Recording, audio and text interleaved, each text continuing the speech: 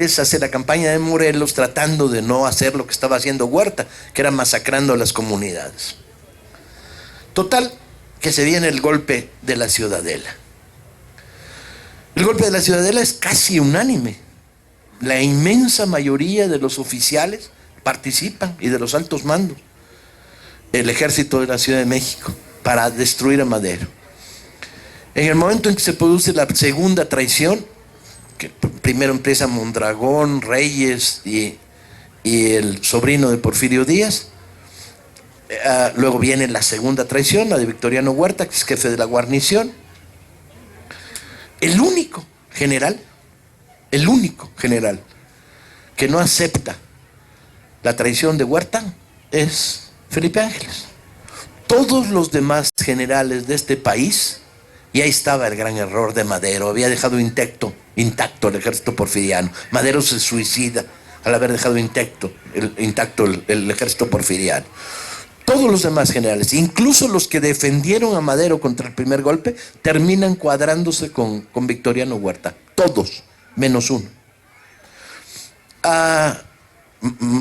Felipe Ángeles queda encarcelado en Palacio Nacional junto con Madero y Pino Suárez. Ve cómo lo sacan para matarlos. De milagro no lo sacan a él. Y básicamente no lo hacen porque en la mentalidad de Huerta, perro no come perro. Entonces no vas a matar a un general porque te puede crear tensiones. Se salva milagrosamente. Le hacen un juicio chafa, lo medio deportan, se va a Francia y ya con la dictadura de tener a Huerta en el país, regresa clandestinamente a México y se entrevista con Venustiano Carranza. Carranza, profundamente conservador, no le gustan las personalidades fuertes y trata de librarse de Felipe Ángeles lo antes posible. Y se le ocurre la peregrina idea de mandárselo a Villa, porque dice Villa, que es un pinche salvaje, pues va a agarrar a este general de carrera, se lo va a fumigar en 10 minutos, ¿no? Lo va a tener. Y curiosamente, desde el momento en que Villa y Ángeles se encuentran, es amor del bueno. ¿Por qué? ¿Por qué dos personalidades tan diferentes?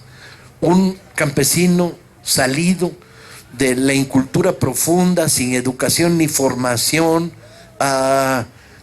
semianalfabeta, bandolero durante 20 años de su juventud, se encandila y crea una relación fraternal con un general de carrera especializado en artillería, ¿sí?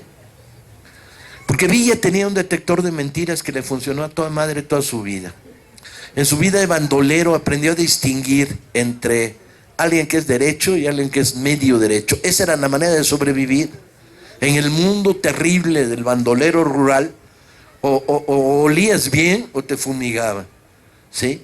Y descubren Ángeles una absoluta rectitud y una enorme sinceridad. Es así, y por esas mismas razones Villa tenía una enorme estima por Madero. Yo creo que lo sobreestimaba incluso. Pero la estima de Villa por Madero nacía de circunstancias absurdas. Cuando Madero entra en Chihuahua, lo hieren en Casas Grandes, Villa lo va a ver con su brigada, se pone a sus órdenes y lo ve de lejos.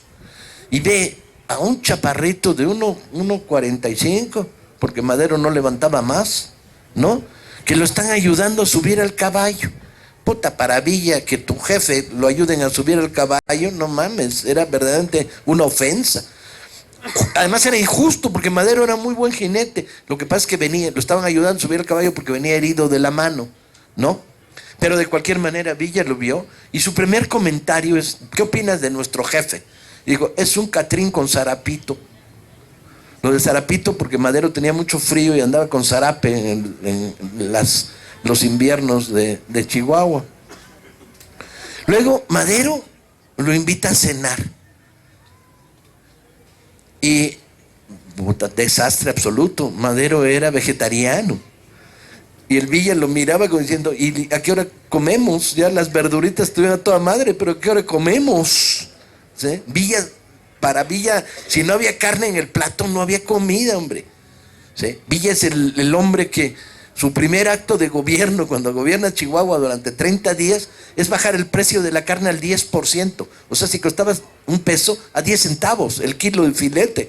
Nunca los pobres de Chihuahua comieron tanta pinche carne como durante los 30 días que Villa fue gobernador de Chihuahua. Y Madero dándole verduritas, no mames.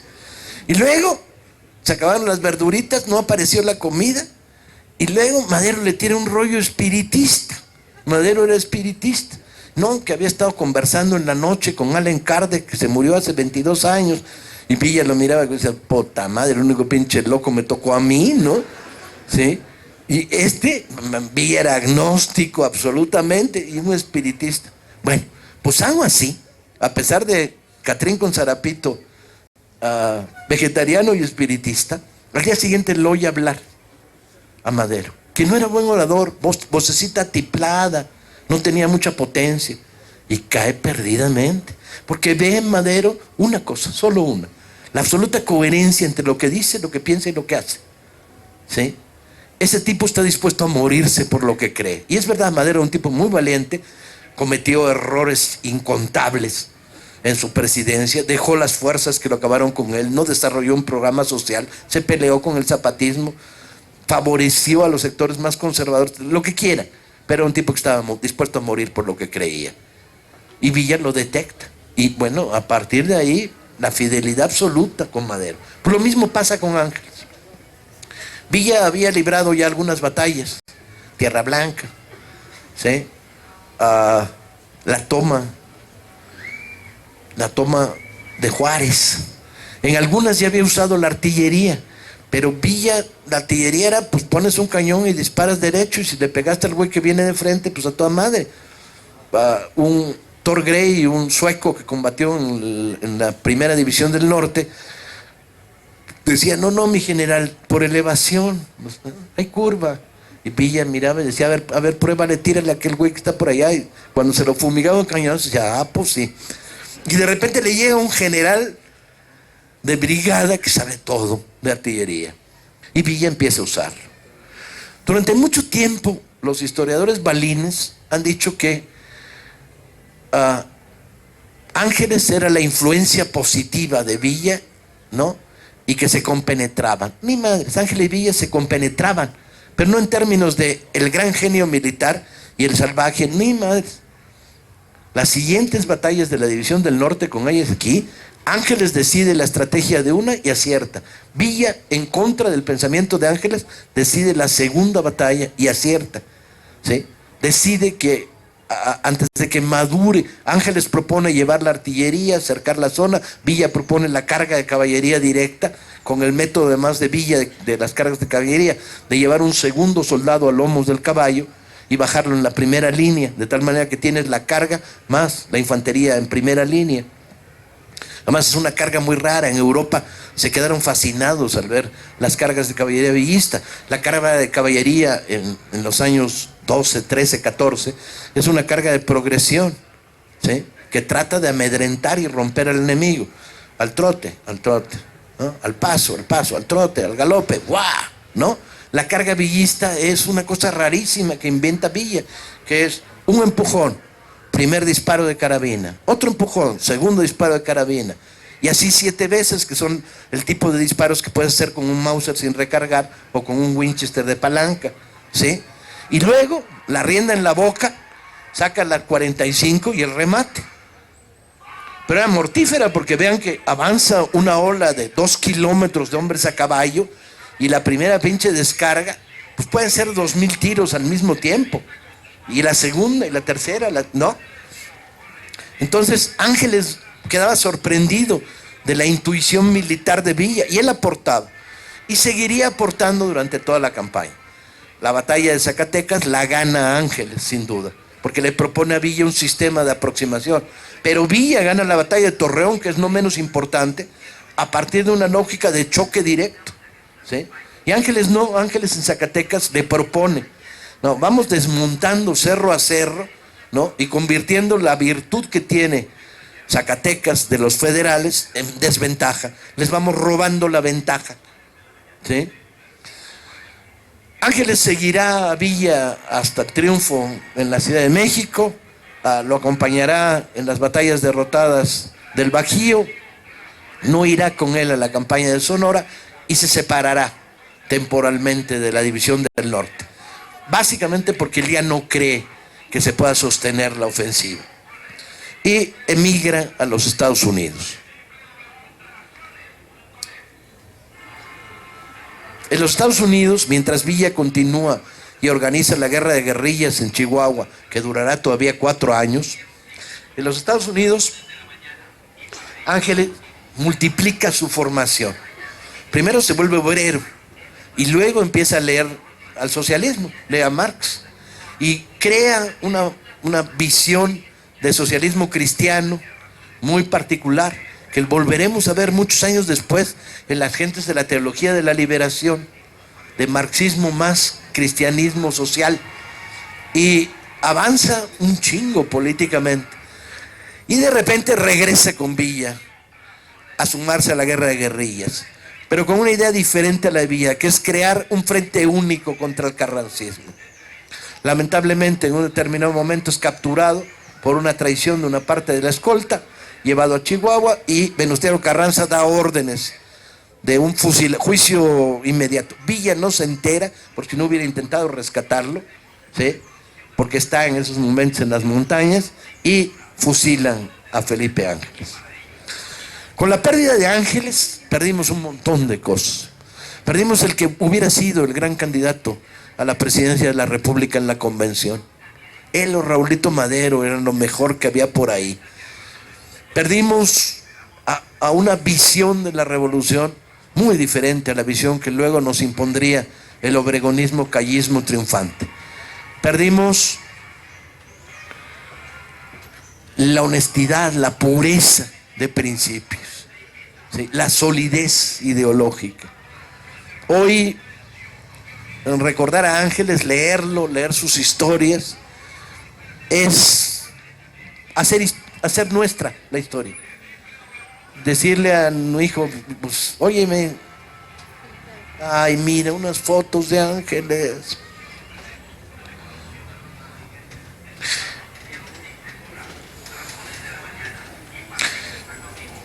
¿Dónde salieron? ¿Usted las trajo? Chingona foto. Esta es cuando fue a Francia. Y esta es posterior. Cuando era militar porfirista. En 12, claro. Cuando dirigió el colegio militar, claro. Era elegante además el Ángeles. Bigote recortado, chingón, mucha presencia, bueno para el caballo. No solo Villa admiraba estas cosas, hasta que me mandan un general que sepa montar a caballo, porque los dos pinches generales son unos baquetones, ¿no? No saben, ¿no? Andan en tren y en coche, pero no saben subirse a un caballo. Villa respetaba estas cosas profundamente. Es nuestro, Ángeles es nuestro. Y aquí en Tulancingo, pues más que nuestro, ¿no? Reconstruyamos la brigada Felipe Ángeles, carajo. Cuando el día 8 marchemos hacia la Ciudad de México, llevemos una pinche bandera con la foto de Felipe Ángeles, y cuando alguien nos pregunte, venimos de Tulancingo, la tierra de Felipe Ángeles, somos la nueva brigada de la División del Norte. Esto es historia, ¿no? La historia es nuestra.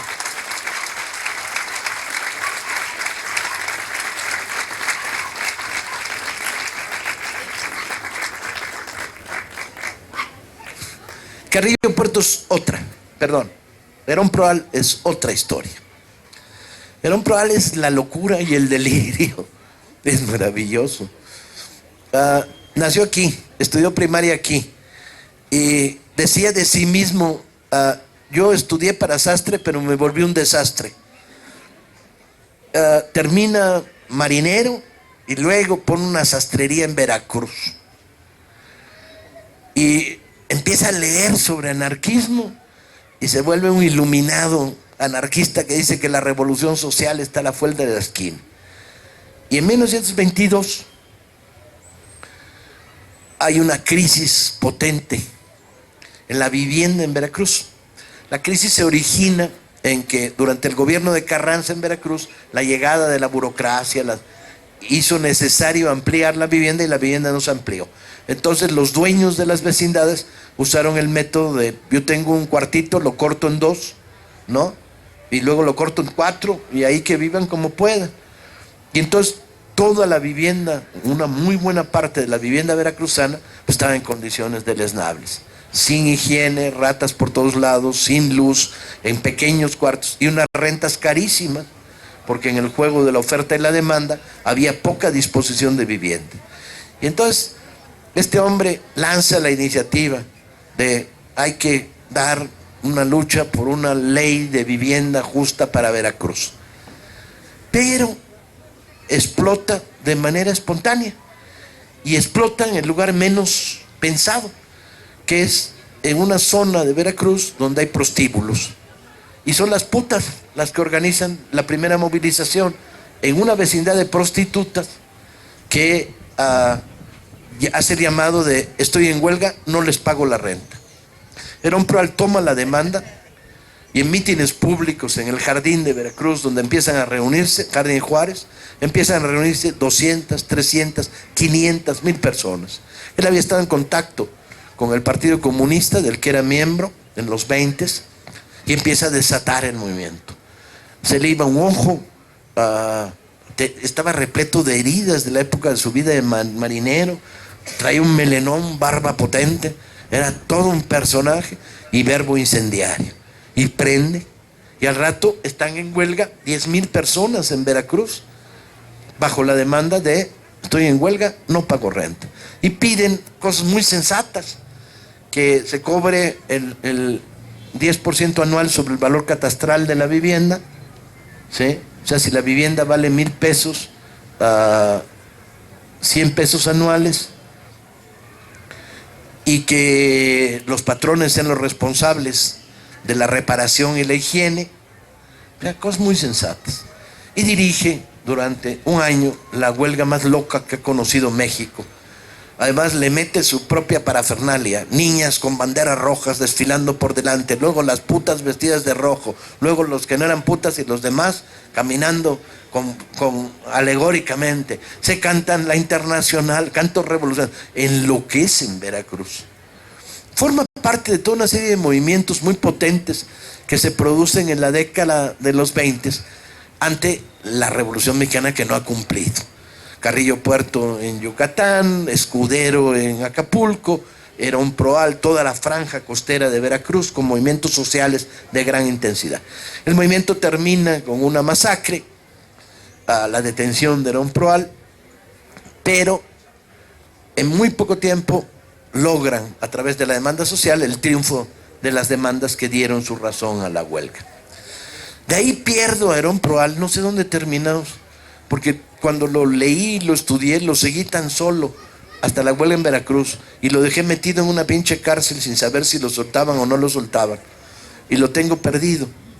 Pero es el canto a la libertad, la locura, el desenfreno, ¿no? Y al mismo tiempo el verbo incendiario que decía: la Revolución Mexicana no ha cumplido sus demandas fundamentales. Se hizo una revolución para que hubiera justicia social y no la hay. Bien, los hidalgueses y las hidalguesas de Tulancingo de Pro pueden adoptar la bandera de Felipe Ángeles, que montado a caballo se ve a toda madre. Los más roñas, que por aquí hay algunos, pueden adoptar la bandera del loco de Herón Proal, que también está a toda madre, ¿no? Son suyos, que no se los quiten, compañeros. Muchas gracias.